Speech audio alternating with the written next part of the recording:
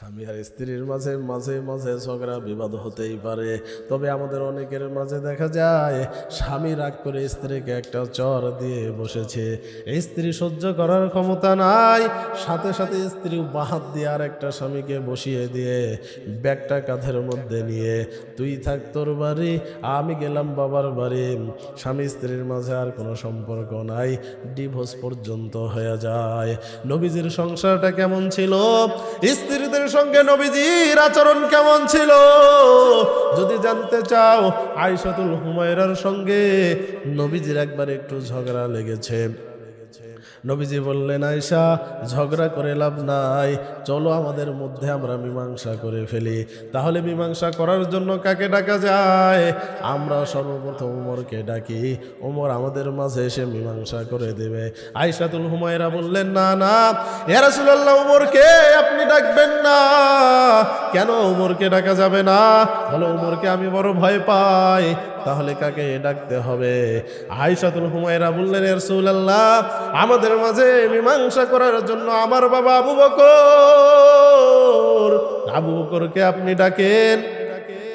নবীজি আবু বকরকে ডাকলেন। যখন আবু বকর সিদ্দিক রাদিয়াল্লাহু তাআলা আনহু নবীজির ঘরে উপস্থিত হয়ে গেল, আয়েশাতুল হুমায়রা বললেন, ইয়া রাসূলুল্লাহ, আমার বাবার কাছে আপনি যা বলবেন সত্য বলবেন, এই একটাও মিথ্যা বলবেন না। এই কথা শুনিয়া আবু বকরের মাথা গরম হয়ে গেল। কি বলো, আমার নবী কি মিথ্যা বলতে পারে নাকি? এই চিন্তা করিয়া আবু বকর সিদ্দিক আয়েশাকে একটা চর দিয়ে বসলেন। আয়েশাতুল হুমায়রা পড়ে গেল। নবীজি আয়েশাতুল হুমায়রার সামনে গিয়ে দুহাত প্রসারিত করে দাঁড়ালেন, আর মারবেন না, আমার স্ত্রীকে আর মারবেন না আপনি। আবু বকর সিদ্দিক ঘর থেকে বের হয়ে গেল।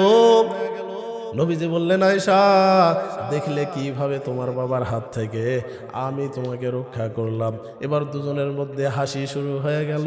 আবু বকর সিদ্দিক চিন্তায় পড়ে গেল, হায় রে কি ব্যাপার, একটু আগে যাদের ভিতরে দেখলাম ঝগড়ায় ভরপুর, এখন দেখি ঘরের ভিতর থেকে হাসির আওয়াজ।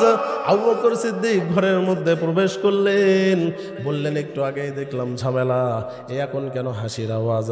নবীজি সাল্লাল্লাহু আলাইহি সাল্লাম বললেন, স্বামী স্ত্রীর মাঝে এটাই হলো সম্পর্ক।